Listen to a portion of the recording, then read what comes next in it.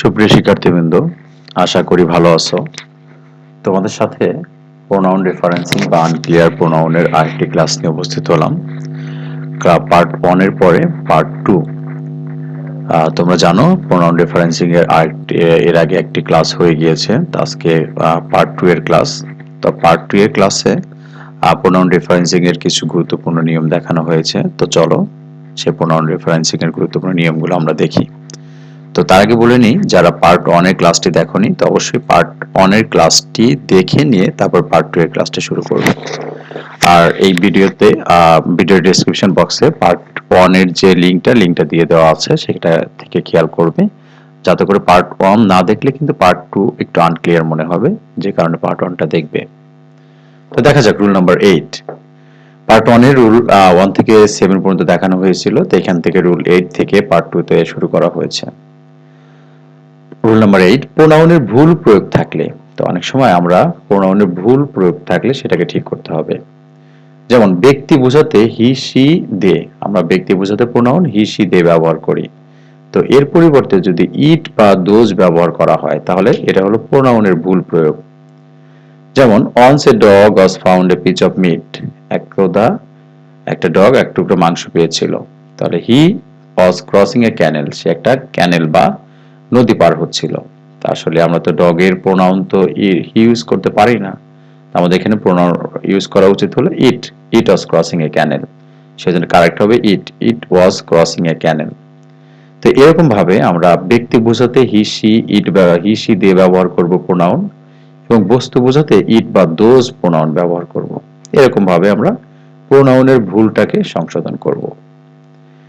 এরপরে rule number 9 রয়েছে, একটা প্রোনাউনের একাধিক রেফারেন্স ওয়ার্ড, অর্থাৎ সেটি দ্বারা কাকে বোঝানো হচ্ছে সেগুলো একাধিক শব্দকে মনে হতে পারে।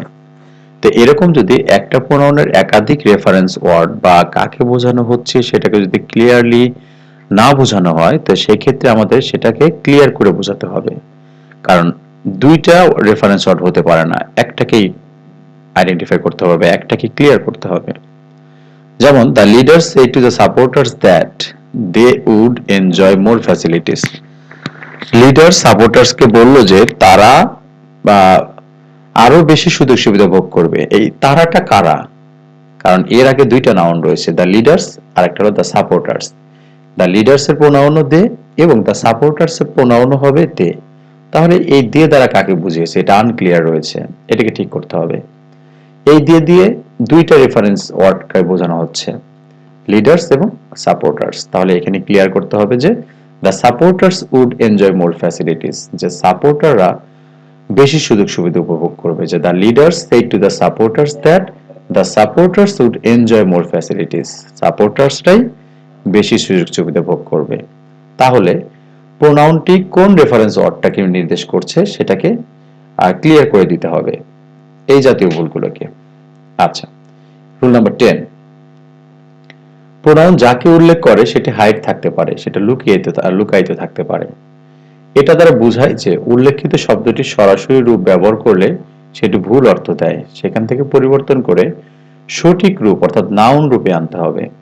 যেমন দেখো, though he is rich he does not make use of it, সে ইহার কোনো ব্যবহার করেনি।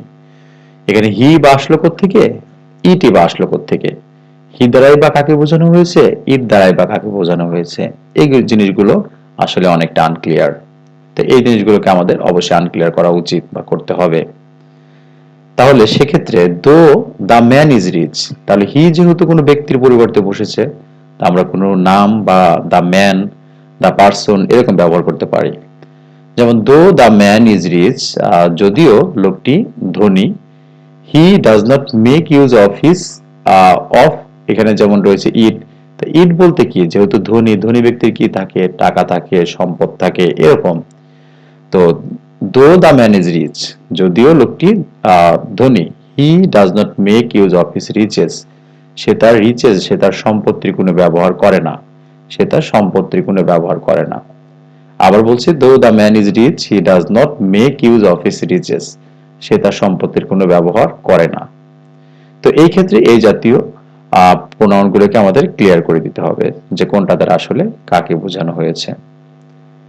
রুল নাম্বার 11, অ্যান্টিসিডেন্টটিকে অবশ্যই সুনির্দিষ্ট হতে হবে, যে কাকে বুঝালো সেটাকে সুনির্দিষ্ট করতে হবে।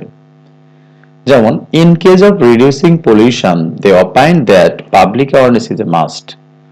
পলিউশন বা দূষণ রোধে তারা মতামত দিয়েছিল যে জনসচেতনতা খুবই দরকার বা জনসচেতনতা অবশ্যম্ভাবী। দেখেন এই দিয়ে কারা কারা মতামত দিয়েছে, কারা অপাইন্ট করেছে, এখানে নাউনটি নেই। আর আমরা জানি নাউন ব্যবহার না করে আমরা প্রোনাউনের ব্যবহার করতে পারি না, তো সেক্ষেত্রে নাউনটা ব্যবহার করতে হবে। সেক্ষেত্রে সঠিক বাক্য বা কারেক্ট সেন্টেন্সটি হবে in case of reducing pollution the expert opined that. Expert বা পিপল বা গভর্নমেন্ট যে কোনো একটা কিছু আনতে হবে, নাউন ওয়ার্ড আনতে হবে। নাউন ইউজ না করে আমরা প্রোনাউন ইউজ করতে পারবো না। সেক্ষেত্রে in case of reducing pollution the expert opined that public awareness is a must. এক্সপার্টরা মনে করেছিল যে জনসচেতনতা খুবই গুরুত্বপূর্ণ বা খুবই জরুরি। তো এরকম ভাবে তারা আমরা দেখলাম অ্যান্টিসিডেন্টটাকে অবশ্যই সুনির্দিষ্ট করতে হবে, সুনির্দিষ্ট বা স্পেসিফিক করতে হবে। এরপরে রুল নাম্বার 12, একটি সিঙ্গুলার নাউনের ক্ষেত্রে শুধুমাত্র একটি অ্যান্টিসিডেন্ট থাকবে, একাধিক নয়। আবার বলছি, একটি সিঙ্গুলার নাউনের ক্ষেত্রে শুধুমাত্র একটি অ্যান্টিসিডেন্ট থাকতে হবে। যেমন Azim has invited Azad to his house. Azim আজাদকে তার বাড়িতে দাওয়াত করেছে। Now Azim and Azad are going to their house. এখন আজিম এবং আজাদ তাদের বাড়ির দিকে যাচ্ছে। তাদের বাড়ি বলতে কাদের বাড়ি বোঝাচ্ছে এটা একটু কিন্তু আনক্লিয়ার রয়েছে। কারণ আজিম আজাদকে তার বাড়িতে, মানে দ্যাট মিন্স আজিমের বাড়িতে দাওয়াত করেছে। এখন তারা তাদের বাড়ি থেকে যাচ্ছে, কথাটা কেমন হলো? তাদের বাড়ির দিকে কেন যাবে, এই বিষয়টা আনক্লিয়ার। তো সেক্ষেত্রে কারেক্ট সেন্টেন্স বা সঠিক বাক্যটা হবে Azim has invited Azad to his house. Now Azim and Azad are going to Azim's house. কারণ আজিমস হাউস হবে, কারণ দাওয়াত যেহেতু ইনভাইট যেহেতু করেছে আজিম, তাহলে তারা দুজন আজিমের বাড়িতেই যাচ্ছে, নট দেয়ার হাউস, আজিমস হাউস হবে। এরপর রুল নাম্বার 13, এন্ড দ্বারা যুক্ত দুইটি সিঙ্গুলার নাউনের পূর্বে যদি ইচ বা এভরি থাকে, তবে এদের পরিবর্তে ব্যবহৃত প্রোনাউনটি সিঙ্গুলার হবে। এর আগে ক্লাস 1 এই জাতীয় একটা রুলস পড়ানো হয়েছে, তো সেক্ষেত্রে একটু খেয়াল করে, এটা যেহেতু রিপিট হয়েছে আরো ভালো বোঝার জন্য এটা করা হয়েছে। সেক্ষেত্রে হলো যে এন্ড দ্বারা যুক্ত যদি একাধিক নাউন যুক্ত হয়, তাহলে সেক্ষেত্রে তাদের পসেসিভটি বা তাদের প্রোনাউনটি প্লুরাল হয়, কিন্তু প্রত্যেকটার আগেই যদি ইজ বা এভরি যুক্ত থাকে, তো সেক্ষেত্রে সেটা সিঙ্গুলার হয়। যেমন every clerk and every peon should do their duties. তো যেহেতু দুইটা সাবজেক্ট যুক্ত রয়েছে এবং দুইটার আগেই এভরি রয়েছে, তাহলে এটা সিঙ্গুলার হবে। সেক্ষেত্রে হবে every clerk and every peon should do his duties বা her duties. Every clerk and every peon should do his duties বা হার ডিউটিস। প্রত্যেকটা ক্লার্ক এবং প্রত্যেকটা পিয়নকে কি করতে হয়? তাদের ডিউটি অবশ্যই পালন করা উচিত। তাদের ডিউটি বা তাদের ডিউটি না হয়ে এখানে হবে তার ডিউটি অবশ্যই পালন করা উচিত বা তার কাজ অবশ্যই নিয়মিত করা উচিত। তাহলে আবার বলছি, এন্ড দ্বারা যদি দুইটি সিঙ্গুলার নাউন যুক্ত হয় এবং প্রত্যেকটার আগেই যদি ইচ বা এভরি যুক্ত থাকে, তাহলে সেক্ষেত্রে প্রোনাউনটি সিঙ্গুলার হয়। রুল নাম্বার 14, যখন দুই বা ততোধিক সিঙ্গুলার নাউন এন্ড দ্বারা যুক্ত হয়, তখন তাদের পরিবর্তে ব্যবহৃত প্রোনাউনটি প্লুরাল হয়। আবার বলছি, যখন দুই বা ততোধিক সিঙ্গুলার নাউন এন্ড দ্বারা যুক্ত হয়, তখন তাদের পরিবর্তে ব্যবহৃত প্রোনাউনটি প্লুরাল হয়। যেমন যেটা বলা হলো এর আগের রুলসে ওইরকমই। তো যেমন Jamal and Kamal are attentive in his lessons. এখানে ইন হিজ লেসন্স হবে না, কারণ যেহেতু সাবজেক্ট দুইটা সিঙ্গুলার সাবজেক্ট যুক্ত হয়েছে, তাহলে এদের পসেসিভটি বা প্রোনাউনটি প্লুরাল হবে। যেমন Jamal and Kamal are attentive in their lessons. In their lessons, Jamal এবং কামাল তাদের পড়াশোনায় মনোযোগী, are attentive in their lessons.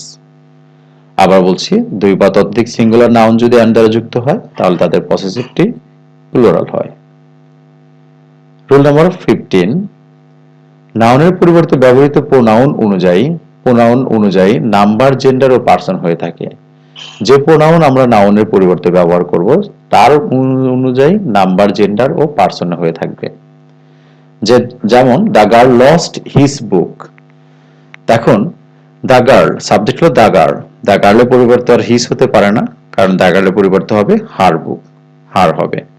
তাহলে যে কারণে হবে কারেক্ট সেন্টেন্সটি হলো দ্য গার্ল লস্ট হার বুক, মেয়েটি তার বই হারিয়েছিল, মেয়েটি তার বই হারিয়েছিল।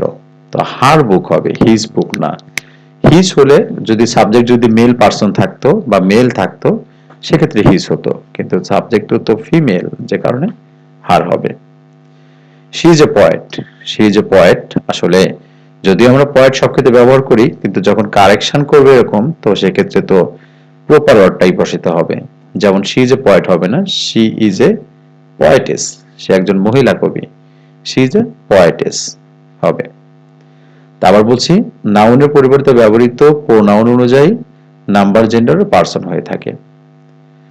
এরপরে রুল নাম্বার 16, কোন বাক্যের কর্তা অনির্দিষ্ট অর্থাৎ অন দ্বারা শুরু হলে তার পসেসিভ প্রোনাউনও অনির্দিষ্ট হবে, তার পসেসিভ প্রোনাউন অনির্দিষ্ট হবে। দ্যাট মিন্স যদি সাবজেক্ট হয় অন, তাহলে এর পসেসিভও অন হবে বা ওয়ান্স হবে, তার পসেসিভও অন দিয়েই হবে, দ্যাট মিন্স অনস হবে। যেমন on should do his duties properly, subject যেহেতু অন, এর পসেসিভ হবে অনস, হিজ বা হার হবে না, অনস হবে। যেমন প্রত্যেকের কি করা উচিত, তার নিজ নিজ দায়িত্ব সঠিকভাবে পালন করা উচিত, প্রত্যেকের তার নিজ নিজ দায়িত্ব সঠিকভাবে পালন করা উচিত, সেজন্য one should do one's duties properly. এরপরে রুল নাম্বার 17, বাক্যের শুরুতে কোনো সাধারণ গুণাবলীর কথা উল্লেখ থাকলে, কোনো সাধারণ গুণাবলীর কথা উল্লেখ থাকলে হি বা দের পরিবর্তে তারপরের প্রোনাউনটি স্পষ্ট করে উল্লেখ করতে হয়, প্রোনাউনটি স্পষ্ট করে উল্লেখ করতে হয়। যেমন truthfulness is the key to man success, একজন মানুষের সফলতার সবচেয়ে বড় চাবিকাঠিটা হলো সত্যবাদিতা। তাহলে truthfulness is the key to a man success, তাহলে he is admired and respected by the people of the society for being truthful, তাহলে সে লোকজনের মধ্যে প্রশংসিত এবং সম্মানিত হবে তার সমাজের লোকজনের মধ্যে, কি হওয়ার কারণে, সত্যবাদী হওয়ার কারণে।